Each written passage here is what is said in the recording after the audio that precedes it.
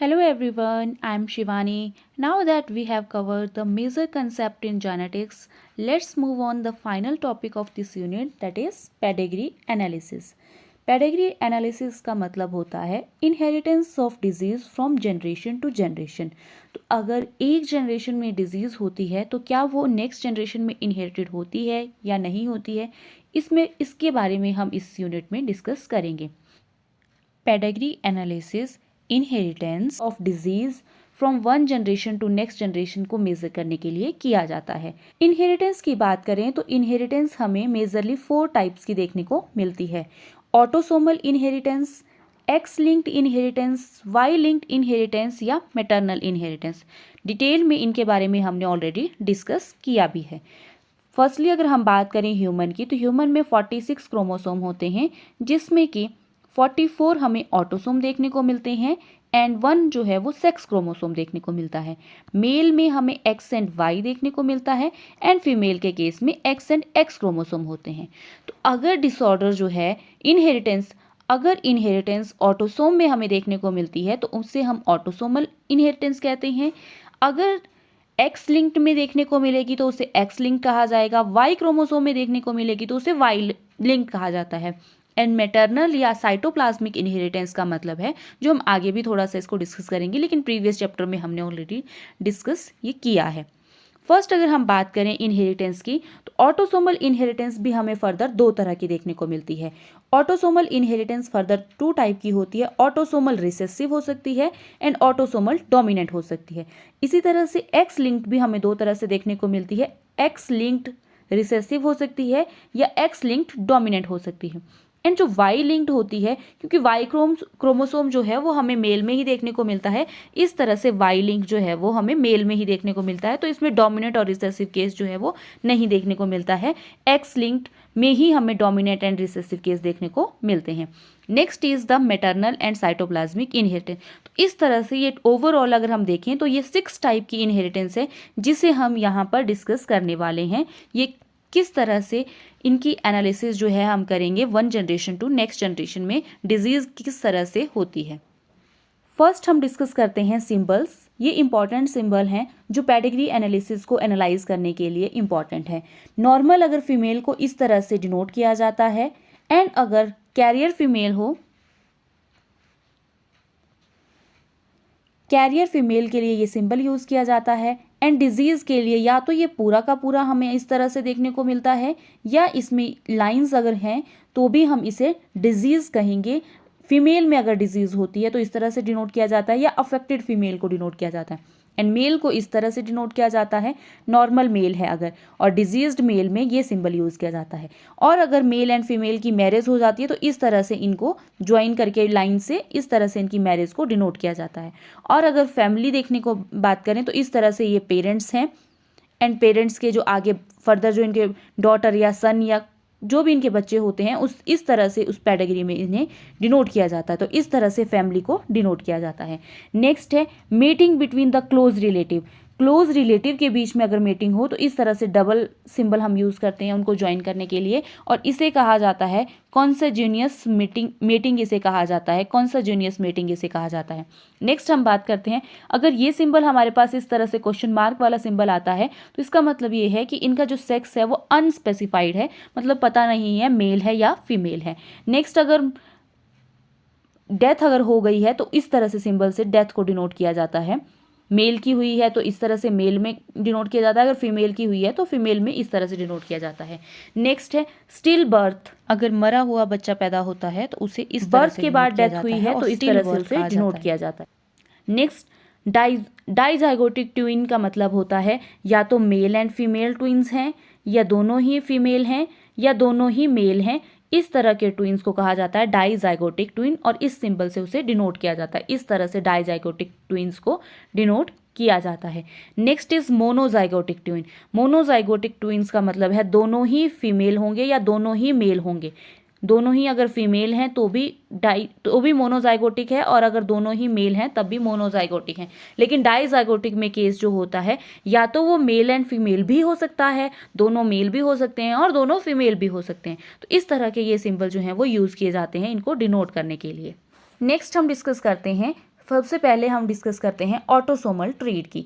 तो autosomal trait की अगर हम बात करें तो ऑटोसोम भी हमें, अगर जीन्स प्रेजेंट हो ऑटोसोम पे तो उसे कहा जाता है ऑटोसोमल ट्रेट। एंड ये हमें फर्दर दो टाइप के देखने को मिलते हैं, autosomal dominant and autosomal recessive.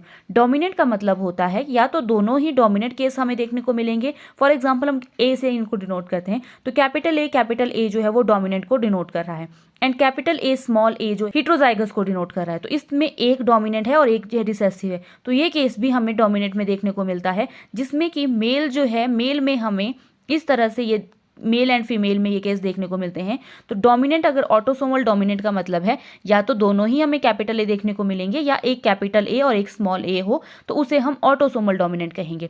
इसी तरह से ऑटोसोमल रिसेसिव का मतलब है कि दोनों ही अगर रिसेसिव होंगे तभी जो है वो हमें देखने को मिलता है ये डिसऑर्डर, और ये मेल एंड फीमेल दोनों में ही इसी तरह से हमें देखने को मिलता है।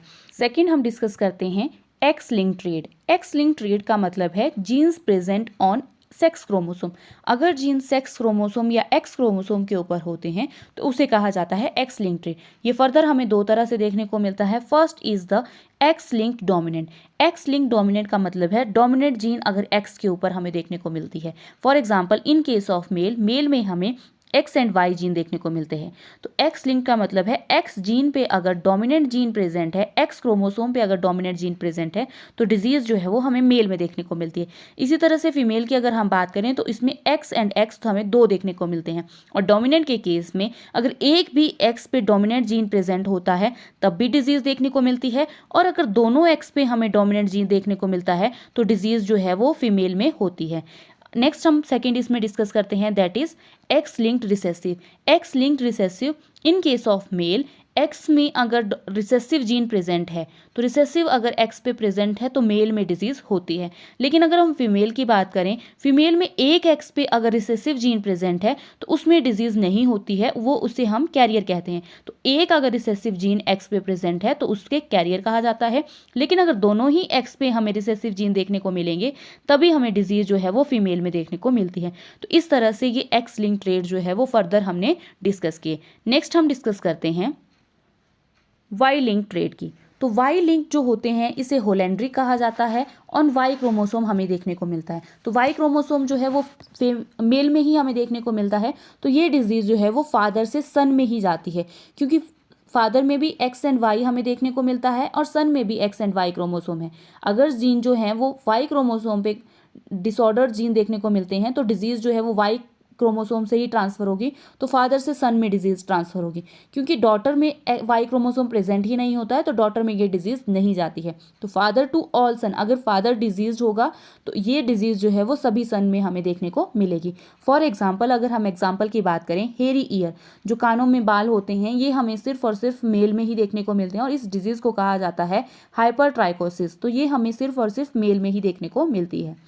फर्स्ट हम इसी डिसऑर्डर की अगर हम बात करें, इस तरह से हमने अगर पेडिग्री एनालिसिस जो है वो ड्रॉ किया है।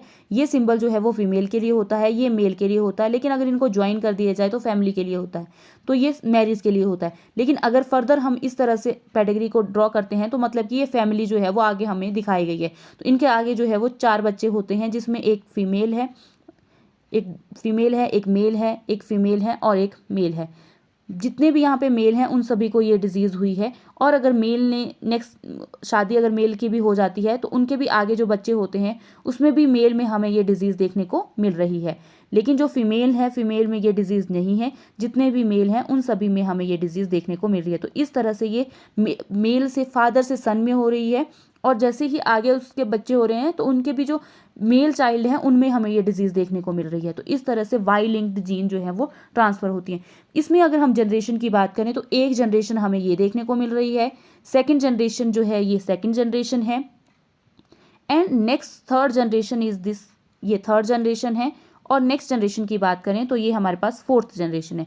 तो इस डायग्राम में हमारे पास टोटल जो है वो 4 जनरेशन है। लेकिन अगर हम फैमिलीज़ की बात करें तो फैमिली हमें कितनी देखने को मिल रही है, जैसे ये पेरेंट्स हैं, पेरेंट्स के बच्चे हैं, तो ये इनकी एक फैमिली है, और जब इनकी शादी हो जाती है तो इनकी एक फैमिली होती है, देन उनकी भी शादी हो जाती है तो उनकी एक फैमिली हो जाती है। तो इस तरह से हमें यहाँ पे टोटल 3 ही फैमिलीज़ देखने को मिलती हैं। तो इस तरह से फैमिलीज़ भी हमें पूछी जा सकती हैं या जनरेशन्स भी पूछी जा सकती हैं। तो इस तरह से हम इनको निकालते हैं। नेक्स्ट हम डिस्कस करते हैं साइटोप्लाज्मिक इनहेरिटेंस और मैटरनल इनहेरिटेंस इसे कहा जाता है। मैटरनल इनहेरिटेंस इसलिए कहा जाता है, ये हम आगे डिस्कस करते हैं, ये यूनिपेरेंटल होता है और मदर से ही हमें ये देखने को मिलता है। इसका मतलब ये है, फॉर एग्जांपल अगर हम ओवम की बात करें तो ओवम में न्यूक्लियस होता है एंड साइटोप्लाज्म प्रेजेंट है। इस तरह से ये बीच में न्यूक्लियस है और साइड में साइटोप्लाज्म प्रेजेंट है और इस साइटोप्लाज्म में जीन प्रेजेंट होते हैं। फॉर एग्जाम्पल यहाँ पे माइटोकॉन्ड्रियल जीन जो है इस साइटोप्लाज्म में प्रेजेंट होती हैं। इसी तरह से स्पर्म की बात करें तो स्पर्म में जो है वो न्यूक्लियस जो है वो डोनेट होता है। तो जैसे ही फर्टिलाइजेशन होती है स्पर्म जो है वो फ्यूज होता है ओवम के साथ। इस तरह से स्पर्म जो है वो ओवम के साथ फ्यूज करता है। तो स्पर्म का न्यूक्लियस जो है वो ओवम के न्यूक्लियस के साथ फ्यूज होता है और फर्दर जो है वो जाइगोट की फॉर्मेशन होती है। इस तरह से जाइगोट जो बनता है, तो जाइगोट के अंदर जो न्यूक्लियस प्रेजेंट होता है उसमें ओवम का न्यूक्लियस भी है और स्पर्म का न्यूक्लियस भी है। तो जाइगोट का न्यूक्लियस जो है वो 2n हमें देखने को मिलता है। लेकिन इस जाइगोट में जो साइटोप्लाज्म है, ये साइटोप्लाज्म जो है वो हमें मैटरनल ही देखने को मिलता है। मतलब कि ये जो सारा साइटोप्लाज्म है, ये जो जाइगोट में जाता है, ये मदर से ही जाता है।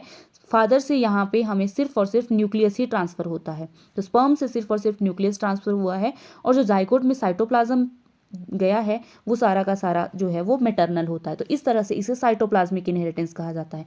लेकिन अगर इस साइटोप्लाज्म में कोई जीन, जैसे साइटोप्लाज्म में जो जीन प्रेजेंट होते हैं, माइटोकॉन्ड्रिया प्रेजेंट है, अगर इसमें डिजीज़ है तो ये माइटोकॉन्ड्रिया जीन जो है वो जाइगोट में जाएंगे। तो जाइगोट में भी हमें ये माइटोकॉन्ड्रिया जीन देखने को मिलेंगे, उनमें डिजीज़ होगी। तो अगर फीमेल डिजीज़ है तो उसके जो आगे मेल भी बच्चे भी होंगे वो भी डिजीज़ ही देखने को मिलेंगी। तो मदर अगर डिजीज्ड होगी तो उसके ऑल चाइल्ड डिजीज्ड होंगे, क्योंकि मेल में भी जो साइटोप्लाज्म होगा वो मदर का ही होगा, माइटोकॉन्ड्रिया जो है वो मदर का ही होगा। तो अगर उसमें डिजीज़ है तो आगे बच्चों में भी वो डिजीज़ हमें देखने को मिलेगी। तो मदर के सभी बच्चों में वो डिजीज़ होती है अगर वो साइटोप्लाज्मिक इनहेरिटेंस वाली डिजीज़ है। तो इस तरह से ये आउटलाइन है हमारी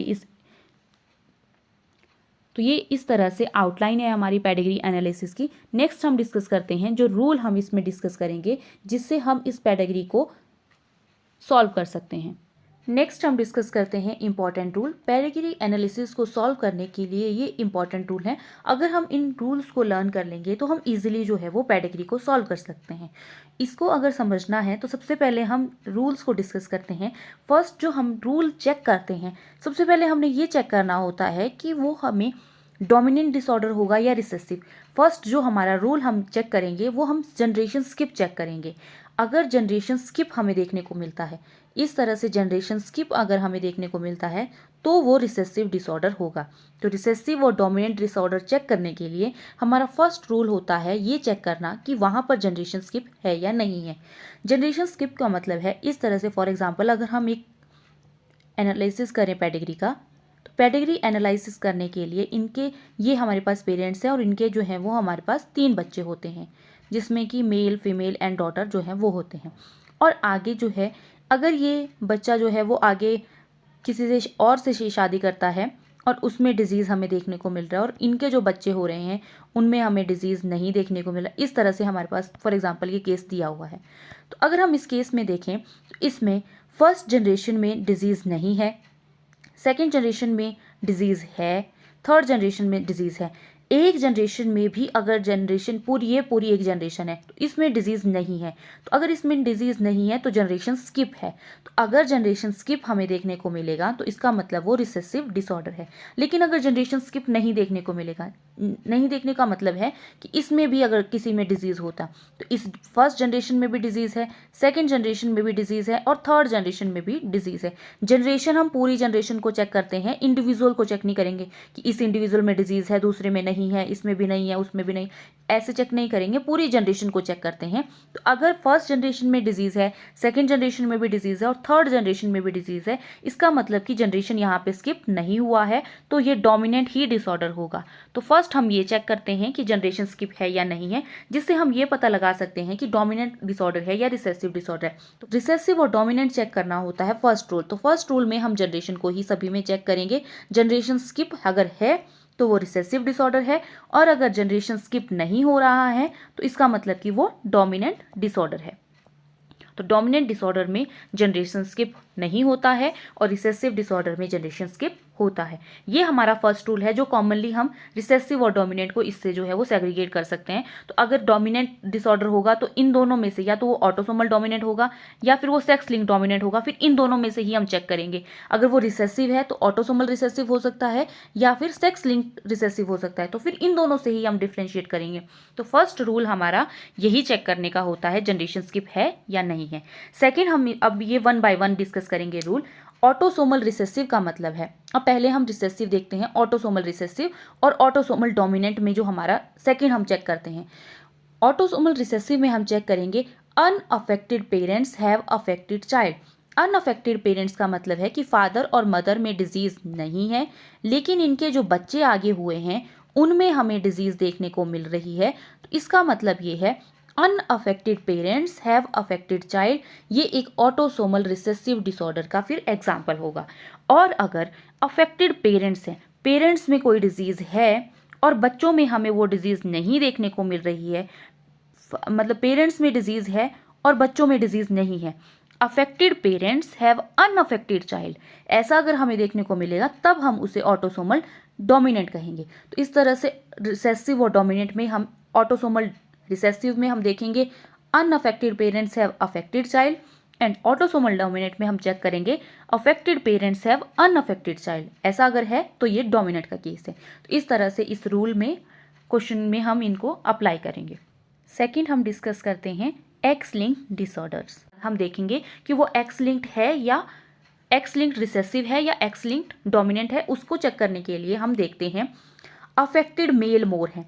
अगर मेल में हमें बहुत ज़्यादा अफेक्टेड मेल दिख रहे हैं तो वो एक्स लिंक्ड होगा, एक हम इससे चेक कर सकते हैं। दूसरा हम ये चेक कर सकते हैं अगर डिजीज़ मदर से सन में गया है और अगर या फिर डिजीज़ फादर से डॉटर में डिजीज़ हो रही है। फादर को डिजीज़ है और फादर से उनके बच्चों में जो फीमेल है उसमें डिजीज़ अगर आ रही है, तो फादर टू डॉटर अगर डिजीज़ होती है तो एक्स लिंक्ड रिसेसिव वो डिजीज़ है। इसी तरह से अगर हम केस डिस्कस करें, ऑल डॉटर अफेक्टेड हैं तो फादर जो है वो डिजीज़ होगा, ये एक्स लिंक्ड डोमिनेंट का केस होता है। और disease never transfer from father to son, father से सन में डिजीज अगर नहीं जा रही है तो इसका मतलब वो एक्स लिंक्ड डोमिनेंट का केस है। तो ये जो 4 हमारे पास इंपॉर्टेंट रूल हैं, इन्हीं रूल से हम पेडिग्री एनालिसिस को सॉल्व कर सकते हैं। नेक्स्ट हम क्वेश्चन डिस्कस करते हैं।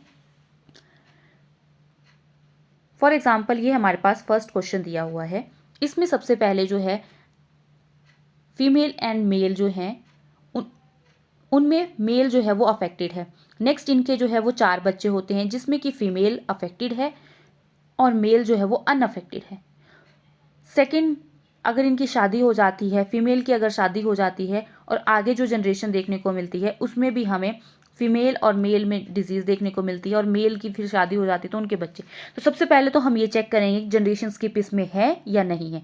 तो फर्स्ट जनरेशन में डिजीज़ है, सेकेंड जनरेशन में भी डिजीज़ है, थर्ड जनरेशन में भी डिजीज़ है एंड फोर्थ जनरेशन में भी डिजीज़ है। तो डिजीज़ जो है वो सभी जनरेशन में अगर है तो इसका मतलब कि ये डोमिनेंट का केस है। तो अगर ये डोमिनेंट का केस है तो रिसेसिव वाले को हम यहाँ से निगलेक्ट कर लेंगे, तो रिसेसिव वाला तो यहाँ पे होगा ही नहीं। अब हम ये चेक करेंगे कि ये ऑटोसोमल डोमिनेंट है या एक्स लिंक्ड डोमिनेंट है।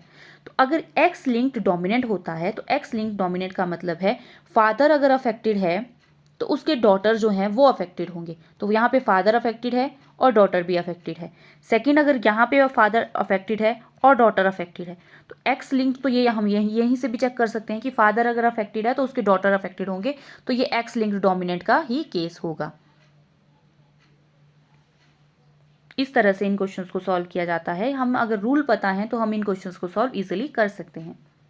सेकंड, हम एक क्वेश्चन देखते हैं जिसमें पेरेंट्स जो हैं वो अनअफेक्टेड हैं और उनके बच्चे जो हैं वो अफेक्टेड हैं। पेरेंट्स जो है वो अनअफेक्टेड हैं, उनके बच्चे जो हैं वो अफेक्टेड हैं।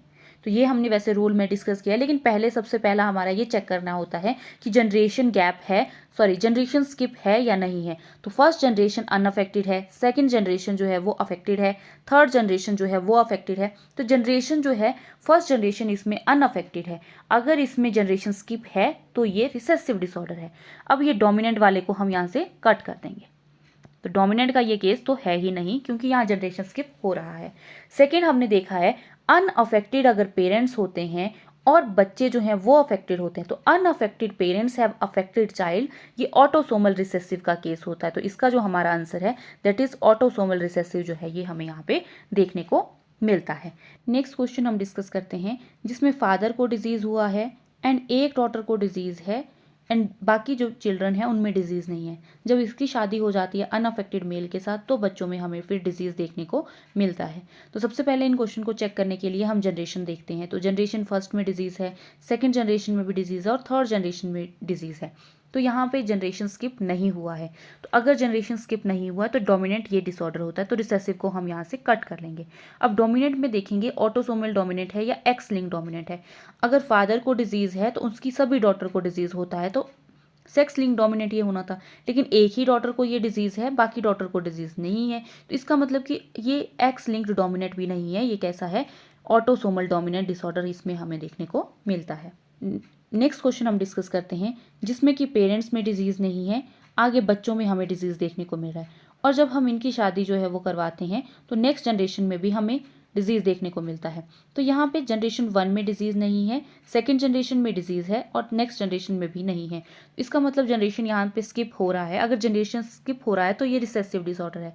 तो यहाँ पे डोमिनेंट को हम यहाँ से कट कर लेंगे। अब हम रिसेसिव चेक करेंगे तो अनअफेक्टेड पेरेंट्स से अफेक्टेड चिल्ड्रन यहाँ हमें देखने को मिल रहे हैं और यहाँ पे भी अनअफेक्टेड पेरेंट्स हैं, चिल्ड्रन में डिजीज़ हमें देखने को मिल रही है। तो अनअफेक्टेड पेरेंट्स से अगर अफेक्टेड चिल्ड्रन हमें देखने को मिलता है तो ऑटोसोमल रिसेसिव वो डिसऑर्डर होता है। इसी तरह से नेक्स्ट क्वेश्चन हम डिस्कस करते हैं। नेक्स्ट क्वेश्चन में हमारे पास ऑप्शन अगर हमारे पास इस तरह से मैटरनल इनहेरिटेंस या साइटोप्लाज्मिक इनहेरिटेंस भी ऑप्शन में चूज दिया हुआ है तो हम कैसे चेक करेंगे। इससे चेक करने के लिए हम देखते हैं फीमेल में अगर डिजीज़ है तो उनके सभी बच्चों में हमें डिजीज़ देखने को मिलती है। नेक्स्ट अगर शादी जो है फीमेल अफेक्टेड फीमेल की शादी हो जाती है तो उसके भी सभी बच्चों में हमें डिजीज़ देखने को मिलेगी।